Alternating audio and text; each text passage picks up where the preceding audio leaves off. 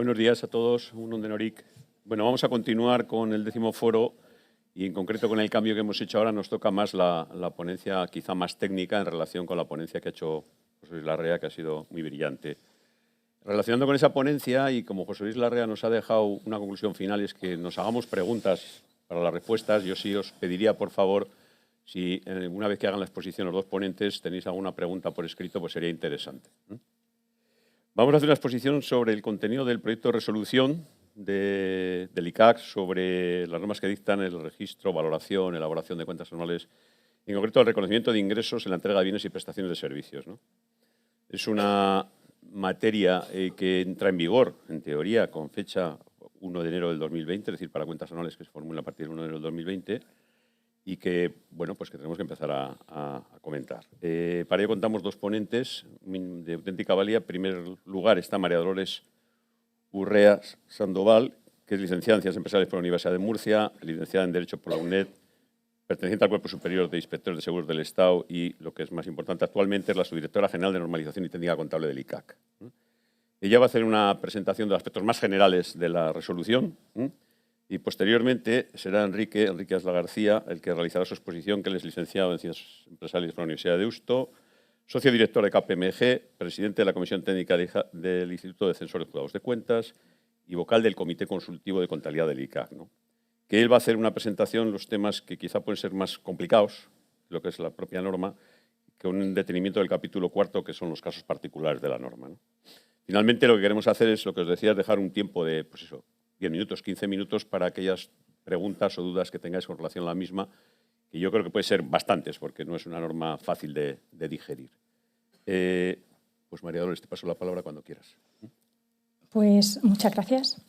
Y si os parece bien, me voy a poner de pie y hago mi presentación. Bueno, como ya ha adelantado Miquel, la idea es que yo haga una presentación más general para dejar los casos difíciles y particulares a Enrique. Y entonces, bueno, pues vamos a empezar.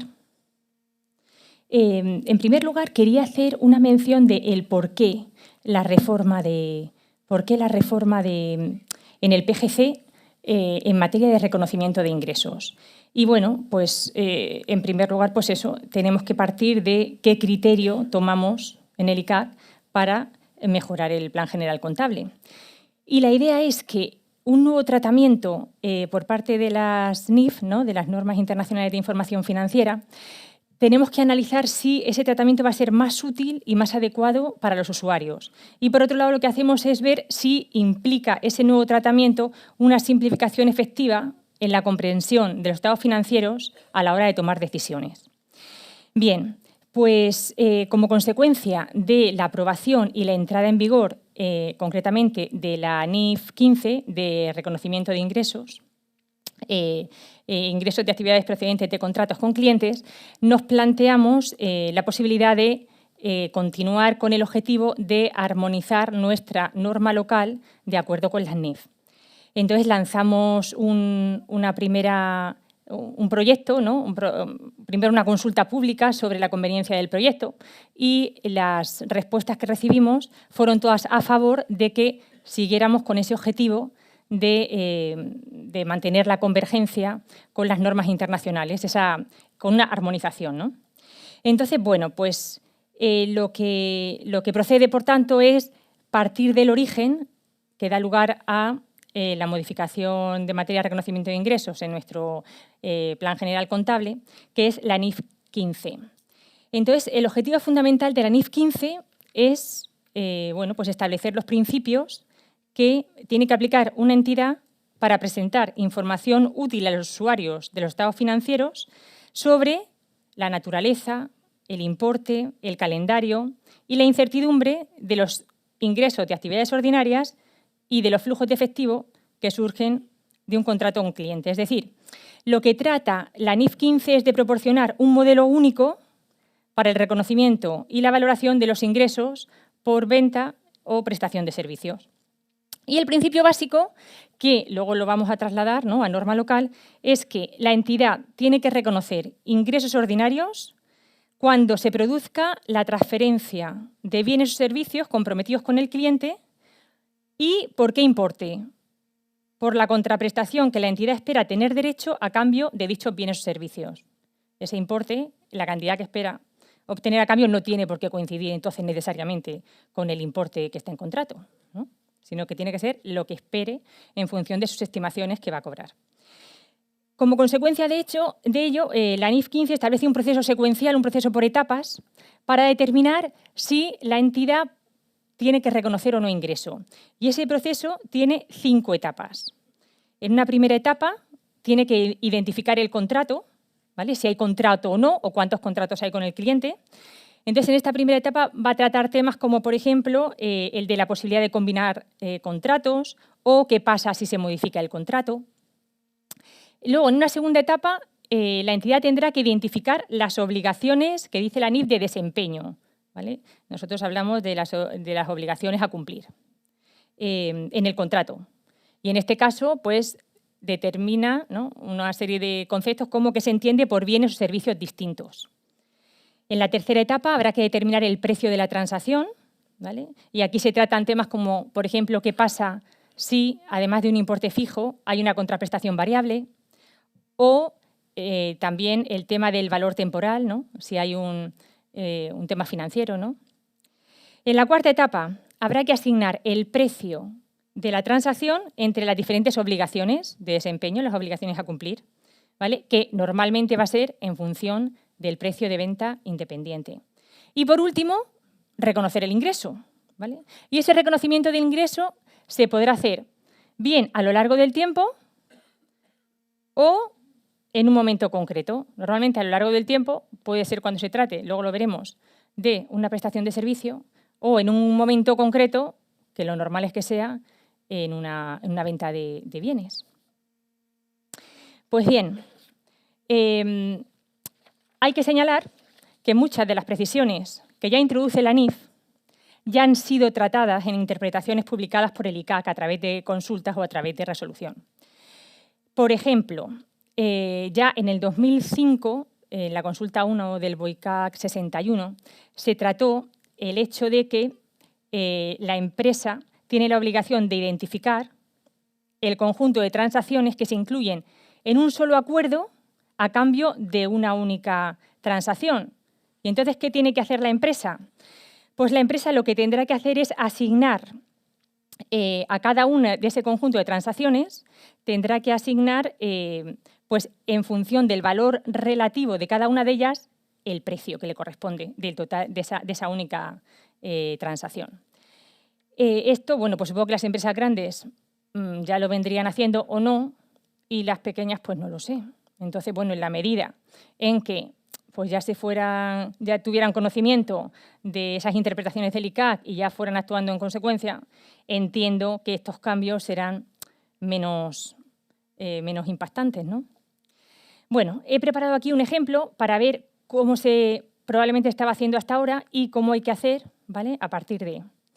Entonces, a partir de la entrada, pero bueno, que ya realmente las consultas y la resolución del ICAC ya llevaban a que se tuviera que contabilizar, como ya dice la NIF 15. Bueno, pues en el ejemplo este se trata de una entidad, de una empresa que presta un servicio y a la misma vez entrega un bien, ¿vale? Imaginemos, por ejemplo, pues yo que sé, una empresa de telecomunicaciones que presta un servicio de telefonía y al mismo tiempo entrega un terminal. Entonces, en la parte de arriba, en la gris, se ve el tratamiento a lo largo de 3 años, en el caso de que, pues eso, la empresa estuviera funcionando como que el activo que entrega lo considera un gasto del periodo, frente a como la NIF indica, y bueno, en consulta ya se decía que había que hacer, y es que el activo entregado se considere un bien distinto a la prestación del servicio, ¿vale? O sea, que realmente hay 2 obligaciones, una, la de prestar el servicio, y otra, la entrega del activo. Y entonces la contraprestación recibida hay que asignarla en función del valor relativo de cada uno de estos, pues de la entrega del bien o la prestación del servicio. Con lo cual vemos el impacto que tiene el hecho, que se pone arriba en gris, de que el activo se considere un gasto del periodo. Vemos que en el año 1, 2 y 3 incorpora como ingreso por servicios o ventas 1.400 en cada uno de ellos, y en ese importe de ingreso por servicios o ventas no está desglosando lo que corresponde al servicio y lo que corresponde a la entrega del activo. Luego tenemos como datos el coste del servicio venta, ¿no? Que, por ejemplo, en el caso de, bueno, en cualquiera de los 3 años sería 1.000, ¿no? El coste. Y el coste del activo entregado, que al reconocérselo como un gasto, se lo reconoce todo en el primer año. Con lo cual vemos cómo, de acuerdo con este tratamiento, el resultado del ejercicio en el año 1 sería negativo, menos 50, y en los otros 2 años se va a dar mayor ingreso. Al final el resultado es el mismo, 750, pero vemos que el devengo no tiene que ver con lo que procede en el siguiente caso, que es cómo hay que actuar de acuerdo con la NIF y, bueno, con lo que en teoría dice la interpretación del ICAC actualmente ya. Y es que el activo entregado se considere un bien distinto de la prestación del servicio. Pensemos en eso, en el ejemplo ese, ¿no?, de la prestación del servicio de telefonía, la entrega del terminal. Y entonces, realmente con la entrega del bien, como el cliente va a consumir, probablemente, ¿no?, se va a quedar con el terminal para siempre, va a consumir la vida útil del bien, habría como lo que podríamos entender un arrendamiento financiero implícito. Por tanto, ¿cuál sería el tratamiento contable? Pues habría que desglosar el ingreso que corresponde a la entrega del bien, a la prestación del servicio. Por tanto, ya no sería en el año 1 por 1.400, sino que habría que desglosar en 1.150 y 750 el ingreso por ventas, ¿vale? Ese ingreso por ventas bueno, luego el coste del servicio por ventas seguiría siendo igual, 1.000, pero habría que reconocer el coste del activo entregado, ¿vale?, por 450, con lo cual en ese activo se va a reconocer una cuenta a cobrar de 750 que se va a tener que ir dando de baja a lo largo de la vida del contrato.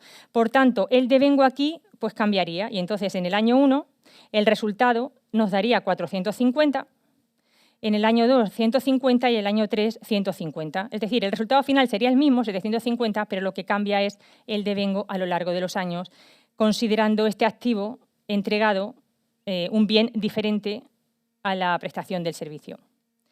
Y entonces, bueno, pues los asientos que en principio habría que realizar en cada uno de los años, habría que reconocer la compra del activo, ¿no?, por el coste de la compra de la entrega, ¿no?, de ese bien que se va a entregar, de ese terminal, 450 efectivo. Reconocer el ingreso total, ¿no?, el efectivo por 1.400. Habrá que reconocer un crédito por lo que falta por imputar a los otros 2 años y diferenciar lo que es el ingreso por prestación de servicio y lo que es el ingreso por ventas. En el año 2 habrá que ir dando de baja ese crédito por el activo que se reconoció y la prestación del servicio por los 1.150 y en el año tercero pues igual.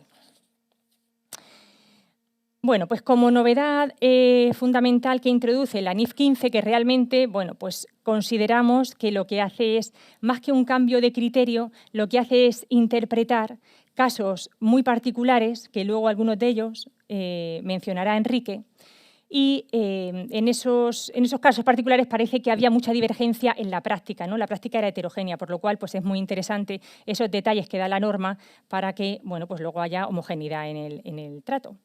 Entonces, el elemento más novedoso en cuanto a la NIF 15 es toda la información que hay que revelar en memoria. Entonces, hay que tratar, por ejemplo, pues el tema de los contratos con clientes, es decir, habrá que informar sobre esa desagregación de los ingresos de actividades ordinarias en función de que haya diferentes transacciones, ¿no?, dentro del acuerdo. Los saldos del contrato, habrá que informar también de las obligaciones a cumplir, ¿no?, las obligaciones de desempeño, del precio de transacción que se asigna a cada una de las obligaciones, ¿no?, de acuerdo con ese proceso, ¿no?, ese proceso secuencial que hemos visto de las 5 etapas. Hay que además emitir juicios significativos, estimaciones, por ejemplo, en relación al calendario en que se va a satisfacer esas obligaciones a cumplir, el precio, determinar el precio y los importes asignados a cada una de esas obligaciones. Luego hay otro elemento también importante, que es el de los activos que se reconocen por los costes de obtener el contrato y de cumplir el contrato, ¿vale? Eso también pues, tiene un tratamiento concreto, ¿no?, en la norma. Y luego hay una serie de soluciones prácticas para poder agilizar y simplificar un poco el reconocimiento. Y además la norma, dado los numerosos detalles que incorpora, establece también unas guías de aplicación, ¿vale? Fundamentalmente, pues que esas obligaciones, ¿no?, cuando se entiende que se cumplen a lo largo del tiempo o en un momento determinado, el método para ir asignando esos ingresos si se produce a lo largo del tiempo, el cumplimiento de la obligación. También trata las garantías, diferenciando las garantías que son un seguro, ¿no?, pues, por ejemplo, pues la garantía de si hay una entrega de un bien y el bien está defectuoso, ¿no?, una garantía seguro, o bien una garantía servicio, es decir, lo que serían, pues, cuando se vende al cliente realmente un bien y un servicio de mantenimiento, ¿no?, esa garantía servicio. Distingue también entre lo que es el principal y es el agente, ¿no?, el comportamiento. Las opciones del cliente sobre bienes o servicios adicionales, esto pues lo que son pues todos los programas de fidelización, de puntos, de vales, cómo se contabiliza todo eso.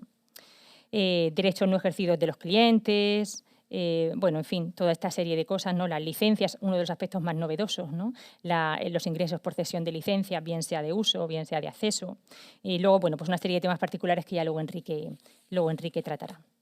Bueno, y entonces, como consecuencia de esta NIF 15, ¿cuál fue la decisión que tomó el Instituto sobre ello? Bueno, pues la decisión, básicamente, después de hacer ese análisis crítico, ¿no?, de ver si simplificaban los criterios, si los criterios eran más adecuados, más útiles, ¿no?, que los que teníamos hasta entonces, pues ha sido básicamente asumir la metodología elaborada a nivel internacional por la relevancia que tiene para todas las empresas la contabilidad del reconocimiento de ingresos. Y entonces lo que se ha hecho es, por un lado, un proyecto de modificación del Plan General Contable en materia de reconocimiento de ingresos que afecta, por un lado, a la norma de registro y valoración 14, ingresos por venta y prestaciones de servicio, y luego la auténtica novedad es que en el Plan General Contable, ¿no?, en el proyecto también se ha incluido todos los requerimientos en memoria en materia de reconocimiento de ingresos, que esto es el verdadero cambio. Con lo cual, bueno, como aspectos comunes de la norma de registro y valoración 14, pues el objetivo, pues se incorpora ese principio básico de que hay que reconocer el ingreso con la transferencia del control al cliente de los bienes y servicios que se ha comprometido la empresa, ¿no?, a cambio de la contraprestación que la empresa espera cobrar. Y luego, en cuanto al reconocimiento, pues igual que antes, básicamente clasificaba en función que fueran ingresos por ventas o ingresos por servicios, por prestación de servicios, pues ahora el reconocimiento es en función de que la obligación se cumpla a lo largo del tiempo o que sea en un momento determinado. Y para todo ello establece una serie de indicadores que ya anticipa la norma internacional.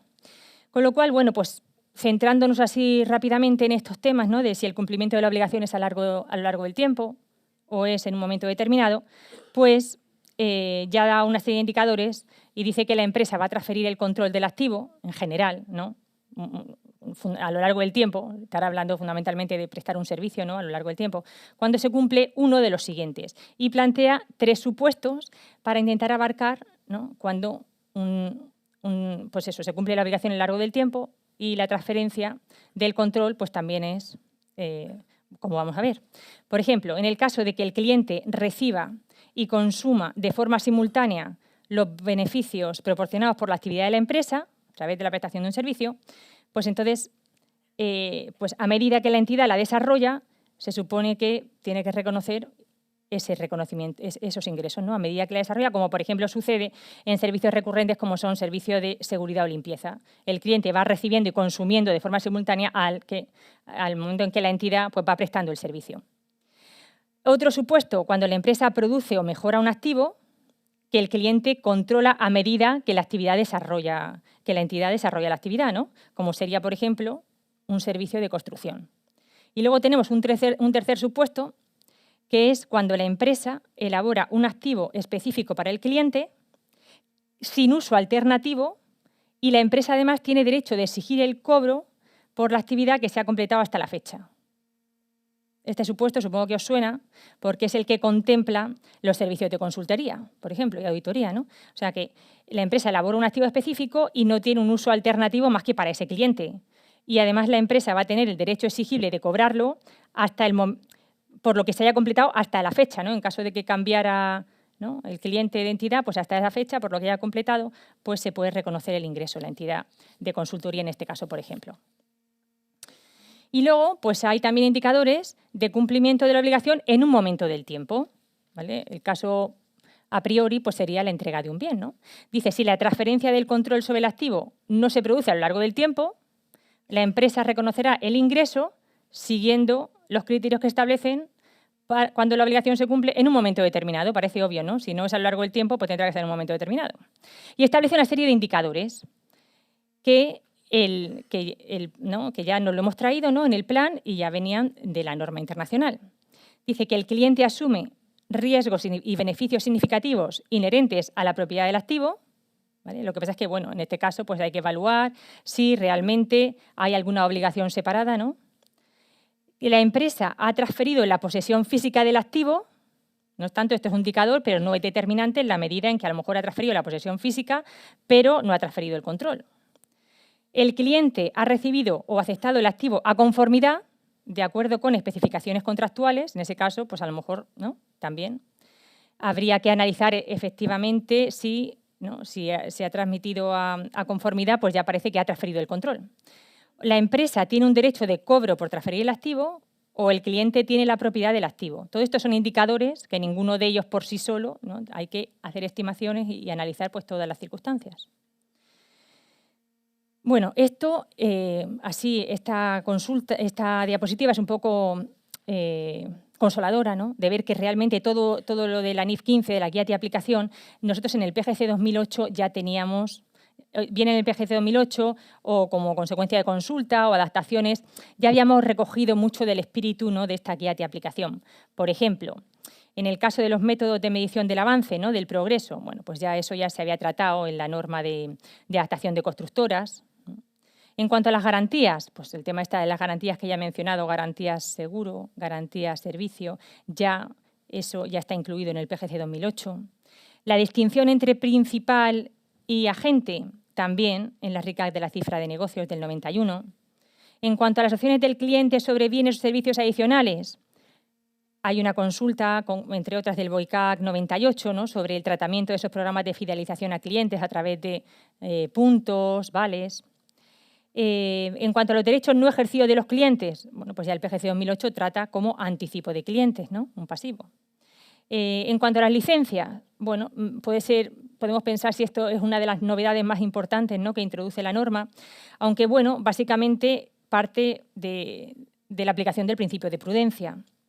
Otros supuestos, el acuerdo de recompra.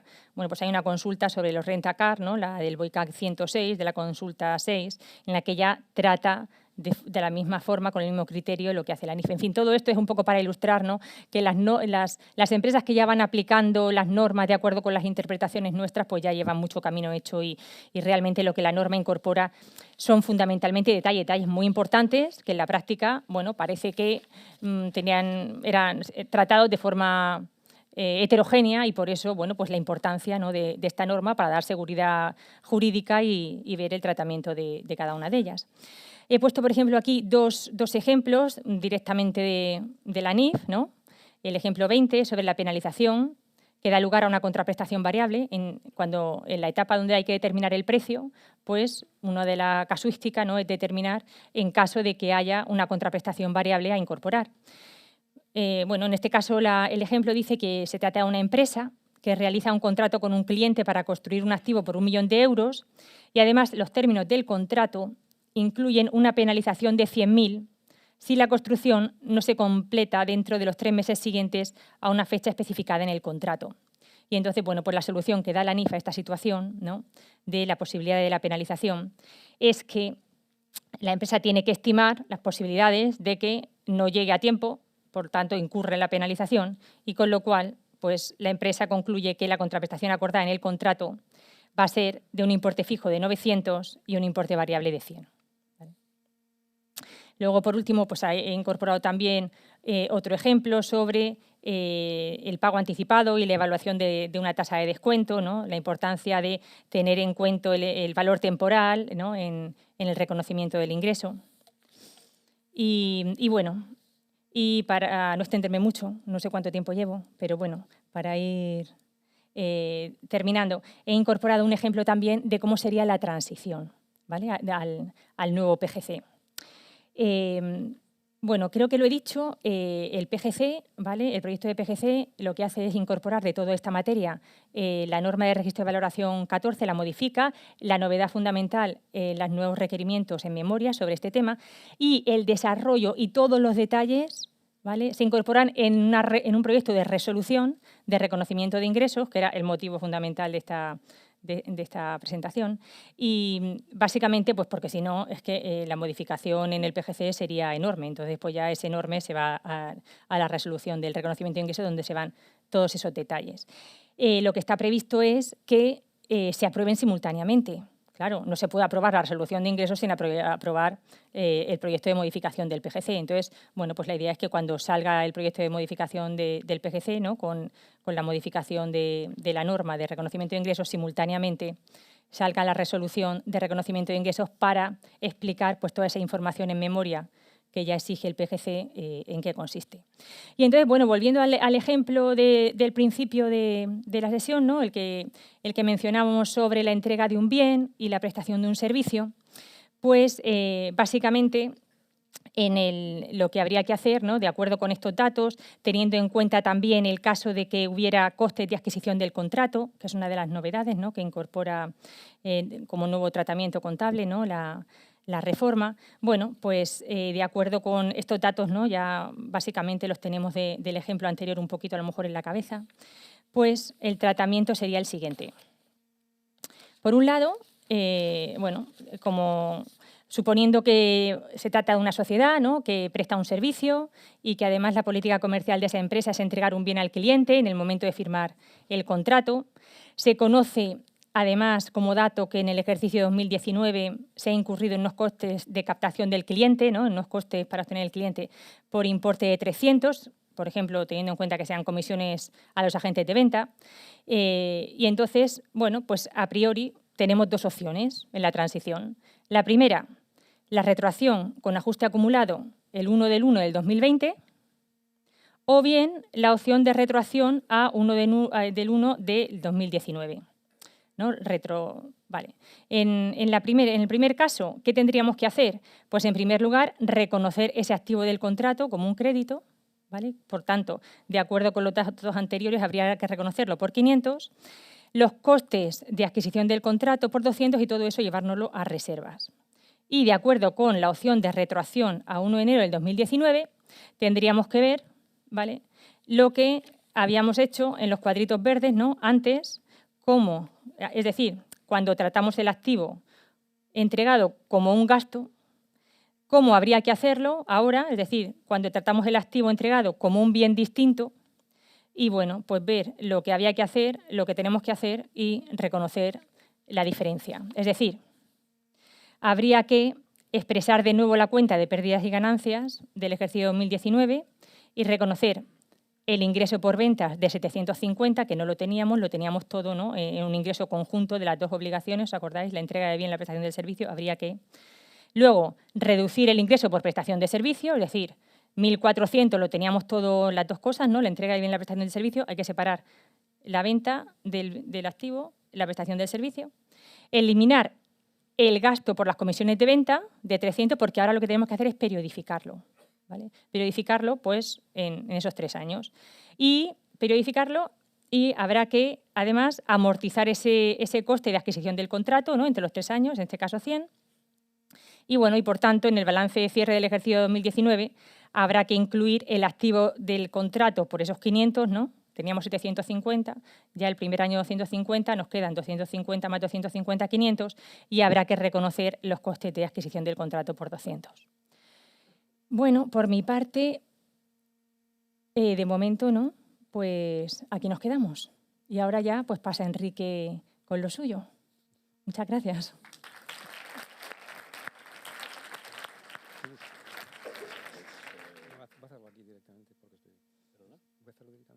Sí, lo quieres hacer así, estar más cómodo. ¿Qué quieres ser? Sí, te voy a dar un paso. Bueno, pues dentro de la complicación que tiene la resolución, Enrique va a intentar explicar casos particulares que se establecen en el capítulo 4 del borrador, que son temas bastante más concretos y en algunos casos yo creo que modifican un poco la práctica o la actuación habitual que se estaba haciendo con el PGC. Cuando quieras, Enrique. A ver si...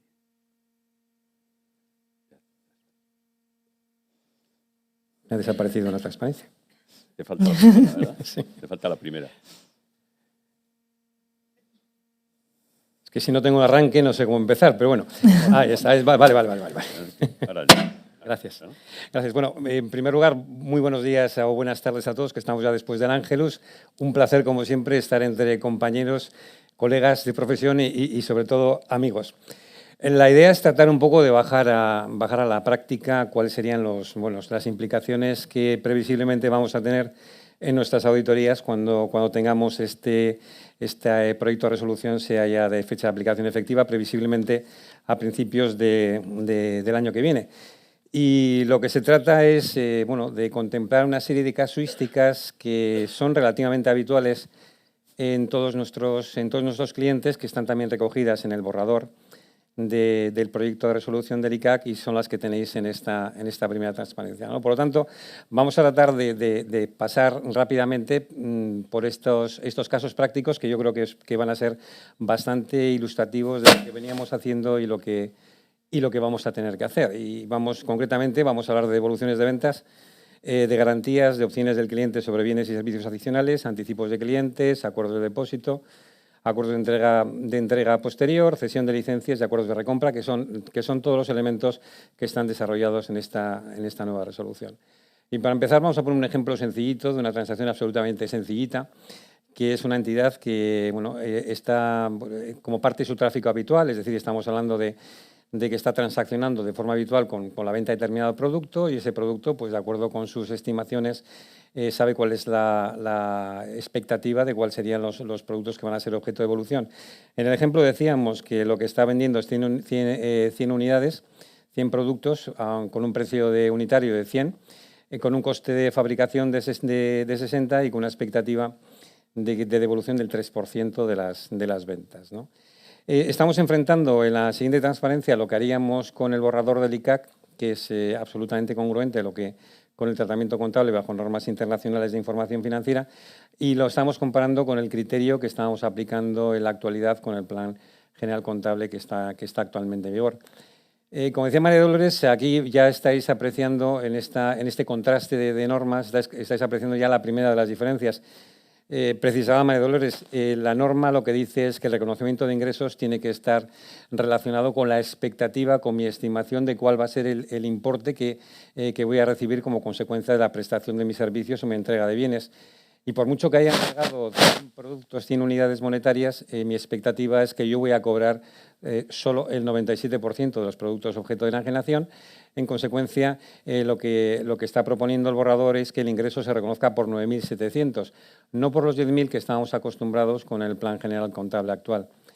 En el caso de que hayamos recibido la contraprestación del cliente, porque el cliente haya adelantado inicialmente a la entrega del producto pues, esas 100, tendríamos que reconocer un pasivo de 300 en la medida que nuestra expectativa es que ese cobro que se ha producido va a ser objeto de devolución en el periodo de plazo de devolución contemplado en el contrato y, por lo tanto, lo que nos aconseja la RICAC es que tengamos un pasivo por reembolso de 300.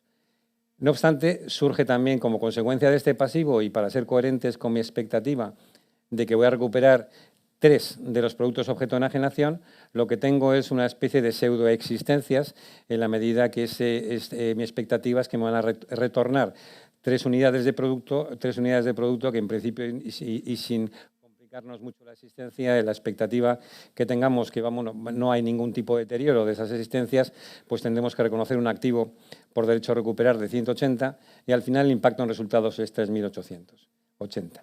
Como veis, al final, todo este rollo para llegar al mismo sitio, pero creo que es muy ilustrativo que veamos un poco cómo se materializa o cómo cristalizan estos nuevos conceptos si lo comparamos con lo que estábamos acostumbrados. Y no sé si me está oyendo, ahora sí. Sí. Decíamos que el ingreso, en el caso de lo que estamos haciendo ahora, es haríamos un ingreso por 10.000, que son las entidades, las unidades objeto de entrega, y lo que haríamos es, ante esa expectativa del 3% de devolución, lo que hacemos es compensar en la cuenta de pérdidas y ganancias un apunte de 120, que sería el margen que esperamos que no ha sido realizado en el momento de transmisión de la propiedad de estas unidades que han sido objeto de transmisión.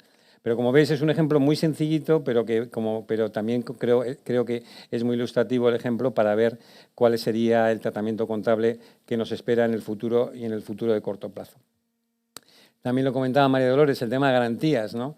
No sé si todos éramos conscientes o no éramos conscientes que cuando Rafa Nadal estaba vendiendo un Kia, no estaba vendiendo un coche, estaba previsiblemente vendiendo un coche más un servicio de garantía. Es decir, ese servicio de garantía de 7 años pues tiene la pinta de que o Kia tiene unos productos muy defectuosos, que no lo será, o que realmente lo que estaba teniendo un proceso de garantía normal como consecuencia de ventas de productos defectuosos, que no es una obligación de ejecución. Al cliente no le hace feliz recibir un coche defectuoso en este caso y, por lo tanto, lo que no estábamos separando en este ejercicio de separación de obligaciones de ejecución, no estábamos diciendo que estamos vendiendo un coche bueno y un coche que funciona de aquella manera. Lo que estábamos diciendo que en la medida que no hay una que no hay una obligación de ejecución relacionada con la venta de objetos defectuosos, lo que teníamos que decir en consonancia es que eso no formaba parte de la transacción primaria original, sino que esto era una provisión por incumplimiento contractual o por defectos o vicios ocultos en el activo.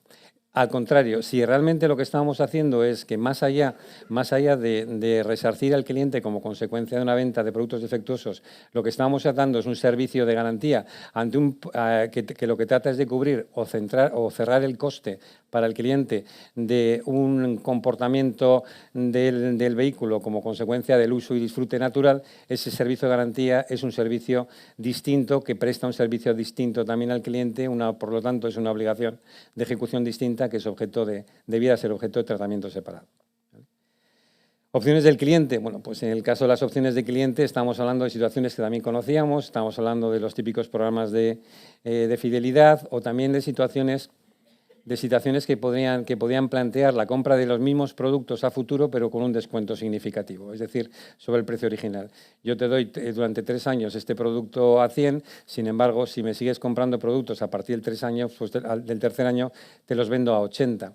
Este tipo de transacciones, este tipo de opciones del cliente, cuando son opciones para el cliente que son diferenciales y no son distintas de las ofertas normales que tendría cualquier cliente que no hubiese entrado a la transacción inicial, pues esto se considera que son también obligaciones de ejecución separadas. Y si son obligaciones de ejecución separada, pues también, como comentaba María Dolores, lo que implica que el precio único de la transacción tiene que ser objeto se tiene que trocear y se tiene que, por lo tanto, reconocer el ingreso en cómodas diócesis, ¿no? Es decir, habrá que atribuir el hecho de que yo tenga una prestación de servicios a las que esté asignando el servicio y el precio, o que tenga las mismas prestaciones de servicios, pero paquetizadas mediante una contraprestación única, no debiera alterar la transacción contable y la sustancia de la transacción, ¿no? Y, por lo tanto, volvemos a insistir en este tipo de conceptos. Anticipo de clientes, pues esto también nos lo sabíamos, tal vez hay un matiz, y es que cuando realmente lo que hacíamos es una compra anticipada, pues evidentemente lo que teníamos que hacer y no habíamos cumplido con nuestra obligación de entrega o de la prestación de servicios, lo que procedía es registrar esta entrega monetaria en una cuenta de pasivos que serían los anticipos de clientes. Los pagos no reembolsables pues responde a la típica pelea que teníamos cuando nos hacemos socio de un club deportivo y tengo que pagar una cantidad inicial, el momento inicial, que no es reembolsable. ¿Cómo lo tengo que contabilizar? Si lo tengo que contabilizar en el momento inicial que he hecho la entrega, que realmente he recibido la cuota del cliente, o realmente lo que tengo que pensar que ese importe satisfecho corresponde a prestaciones de servicios que se van a producir en un futuro. Aquí un poco lo que recuerda el proyecto, lo que recuerda el proyecto de RICAC, es decir, Hay un elemento importante, que en la medida que imaginaros que esto es una situación bastante típica en el sector de retail, lo que tengo es la típica tarjeta de regalo, ¿no? Bueno, el Corte Inglés, o bueno, no quiero hacer propaganda. En cualquier establecimiento que me dé tarjetas para uso, que puedo canjear con productos, lo que está diciendo la norma es que en la medida que yo, como consecuencia de mi actividad habitual, tenga una expectativa y tenga estadísticas que pueden demostrar que ese sticker regalo, pues en un X% de los casos, en un 3% de los casos, no va a ser objeto de utilización, lo que nos dice la norma es que en el momento inicial, a pesar de que he vendido la tarjeta y he recibido el anticipo como consecuencia de esa tarjeta, lo que tendría es que podría reconocer como ingresos la parte de esas tarjetas que entiendo que no van a ser objeto de utilización por parte del receptor de la tarjeta, ¿no? Pues es un tema, yo creo que es una precisión que consideramos de interés. Los acuerdos de depósito ya nos lo sabíamos, ¿no? Estábamos hablando de las típicas situaciones que también son habituales en el sector de retail, que lo que hace es el fabricante depositar en almacenes o las tiendas de unos distribuidores o unos intermediarios pues determinados productos. Pues bueno, pues lo que dejo es televisiones en depósito, productos en depósito, etcétera. Y lo que nos dice la norma también, en el momento que no se ha producido la transmisión del control, pues lo que no procede es el reconocimiento de ingresos. Esto básicamente es algo que ya teníamos incorporado y por lo tanto lo único que por la coherencia que estábamos diciendo, lo que está en los enunciados principales de la norma de reconocimiento de ingresos, si yo no puedo reconocer que se ha producido la transferencia de control cuando he transmitido ese producto al intermediario, lo que no procede tampoco es el reconocimiento de ingresos. Los factores a considerar son factores que yo creo que nos resultan habituales y conocidos a todos. Los acuerdos de entrega posterior a la facturación pues también son situaciones que ya eran conocidas, que estamos hablando de que la situación era que yo pues, no tengo espacio en mi almacén y sin embargo lo que hago es adquirir una mercancía o un producto. Lo que pasa es que le digo al proveedor, no me lo entregues, ya te diré cuándo me lo tienes que entregar. Luego esa mercancía, si estaba suficientemente individualizada, si realmente el fabricante no tenía capacidad de alterarla, de utilizarla para otros fines, pues lo que decíamos es que la transferencia del control se ha producido, procedería el reconocimiento de la venta, pero también un poco aquí por volver a entrar en las matizaciones que se incorporan con este enfoque de los 5 pasos, que fundamentalmente lo que establece es un ejercicio de ir pasito a pasito para ver si nos estamos olvidando algo. Fijaros que aquí podríamos identificar una obligación de ejecución que tal vez nos pasaba desapercibida, que es que en el caso de que, teniendo en cuenta que como parte de la prestación del servicio que estoy haciendo no solo consiste en la venta de la mercancía, sino de la cesión de una superficie donde está localizado ese producto en depósito, tal vez cabría identificar la existencia de una obligación de ejecución separada a la propia venta del producto, que sería pues una prestación de servicios de alquiler.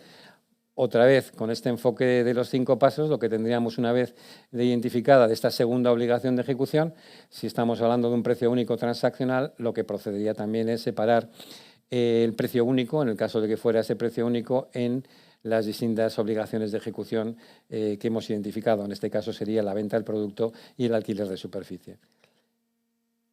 La cesión de licencias, bueno, pues esto realmente es un tema que también aquí sí entendemos que hay una diferencia clara y que nos debe resolver mucho la casuística a la que nos estamos enfrentando en este tipo de licencias. Cuando hablamos de cesión de licencias estamos hablando desde una cesión de licencia de software o también estamos hablando, en el caso de unas franquicias, en el caso que yo sea el franquiciador, lo que estamos hablando es que si como parte de mi acuerdo de licencia lo que estoy haciendo es una cesión de uso de mi propiedad intelectual, de mi marca en este caso, o de mi nombre comercial, ese tipo de casuísticas estarían contemplados en la cesión de licencia. La norma nos dice que en la medida que la cesión se produzca de una forma discreta en un momento temporal y la transacción es entregarte el producto, mi propiedad intelectual, en las condiciones en las que estaba en el momento de la venta, eso es una venta discreta.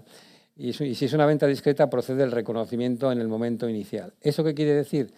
Que si se ha producido la transferencia la licencia en este caso, con independencia de que esa licencia sea objeto de pago fraccionado en 5 años, la venta no se haría en cómodas diócesis también en 5 años, sino se reconocería en el momento inicial, pues por el importe descontado, en el caso que hubiese un fraccionamiento de pagos de esos cinco pagos futuros.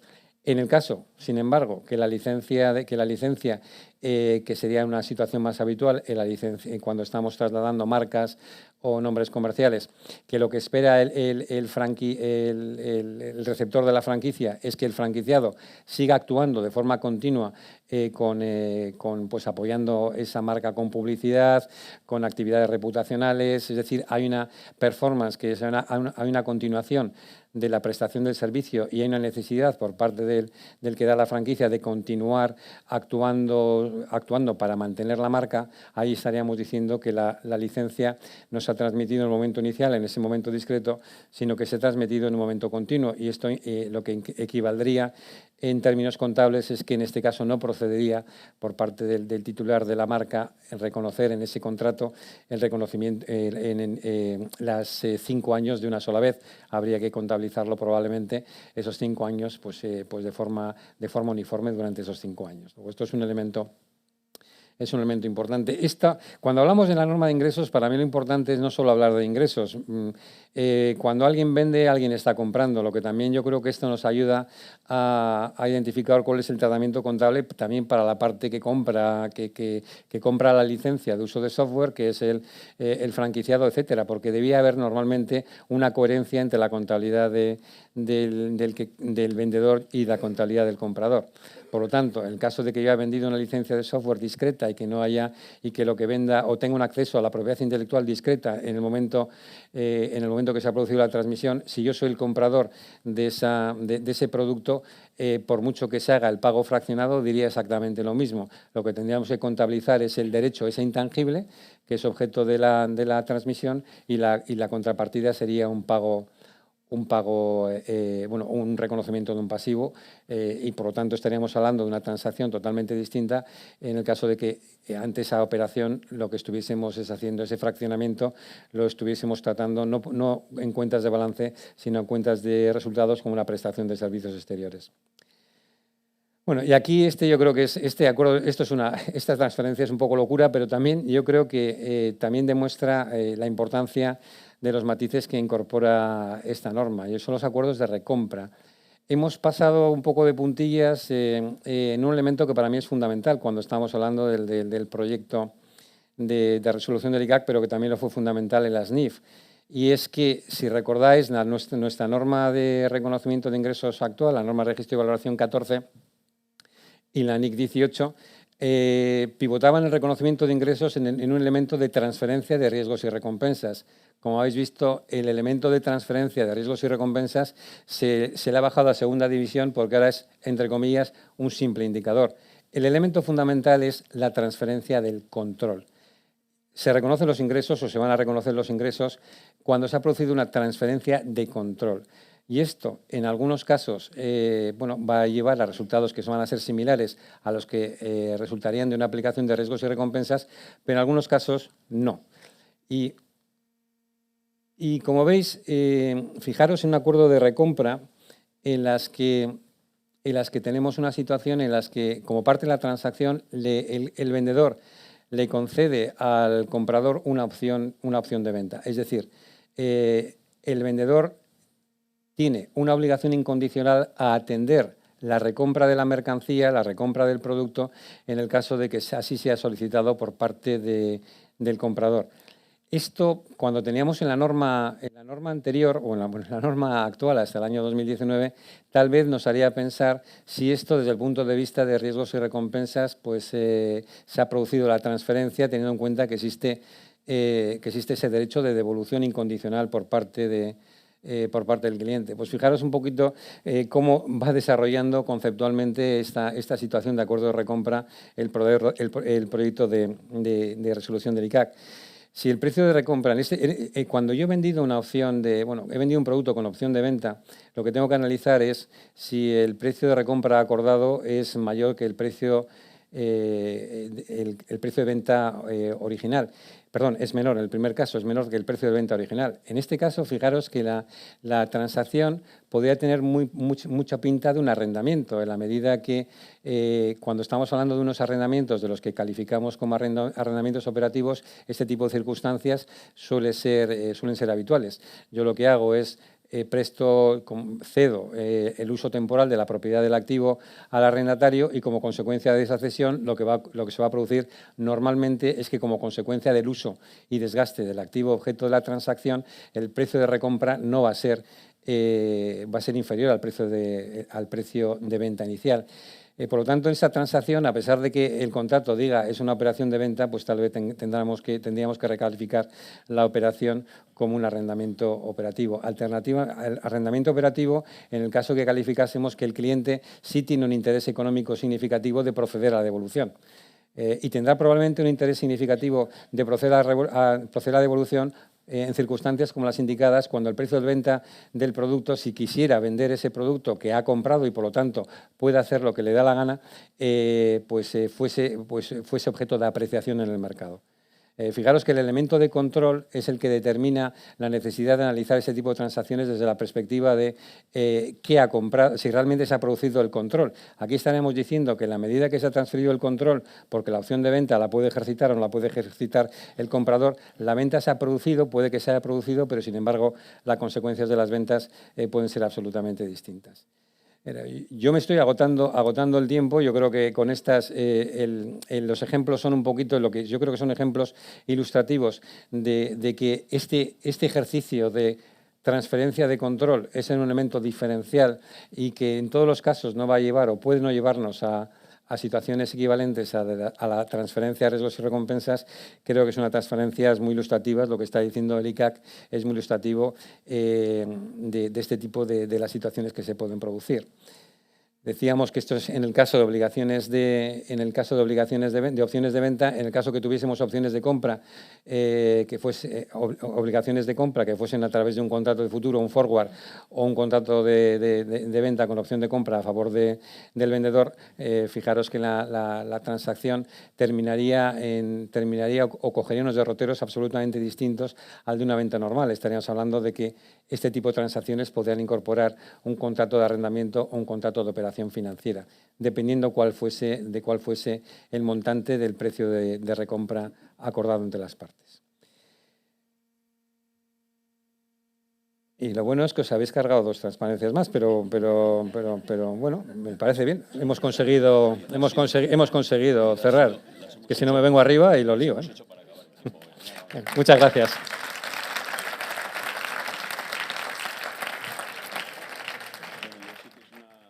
De la charla de la ponencia anterior, que ha hablado más de filosofía y de expectativa de vida, de negocio, esto es otra cosa totalmente distinta, ¿no? Es una explicación bastante técnica y complicada, y yo lo que quisiera es, en 5 minutos, si hay alguien que tiene alguna pregunta en concreto, pues puede aprovechar a que haya 2 personas que conocen muy bien la norma y que creo que pueden aclarar las dudas que a mí por lo menos me han surgido analizándola, ¿no? No sé si hay alguna pregunta que... Yo comprendo que es árido y que es tarde, pero hay que hacer un esfuercillo. Si no hay nadie, yo sí quisiera una puntualización para que descanses tú, Enrique. Le hago la pregunta a María Dolores. Muchas gracias. Una puntualización, porque creo que es un tema bastante importante y es ¿por qué se produce en esta resolución una modificación en relación de la cifra de negocios cuando el ejercicio es inferior a los 12 meses? Pues... Está muy al final de la sí. resolución, pero yo creo que tiene un efecto a corto plazo, puesto que va a entrar en vigor, parece que sí o sí va a entrar en vigor con efecto 1/1/2020, ¿no? Una vez que se apruebe. Vamos a ver, en la resolución, efectivamente... ¿La resolución funciona esto? No, ahora mismo no. A ver, Tete. En la resolución, efectivamente, deroga la resolución de cifra de negocios del 91, pero básicamente el contenido lo vuelca. El contenido de la resolución del 91 lo vuelca en la resolución en materia de reconocimiento de ingresos. Probablemente esa que has mencionado es el detalle que incorpora, y es que a efectos de determinar la opción, ¿no?, de poder elaborar memoria y balance abreviado, si el ejercicio es inferior a 1 año, hay que elevarlo al año. ¿Esto por qué se hace? Bueno, pues probablemente por un efecto para disuadir, ¿no?, del hecho de que se vaya cerrando antes o después para detener unos determinados montantes y poder optar a, ¿no? Eso es lo que se nos ocurre, ¿no?, a priori, porque hemos hecho esto, que por otro lado parecía lógico, ¿no?, que si tienes un ejercicio que no llega al año y tienes una cifra de negocios, para determinar las magnitudes a efectos de calcular si puedes elaborar modelos abreviados de memoria y de balance, pues que le ves al íntegro. Entonces, es un poco, pues eso, para disuadir de que se estén manipulando el cierre de ejercicio a efectos de poder elaborar esos modelos abreviados. Muy bien. Pues, ¿alguna pregunta más? Pues si os parece, como siempre andamos tarde, damos por finalizada la sesión. Muchas gracias y espero que no haya sido especialmente árida la ponencia.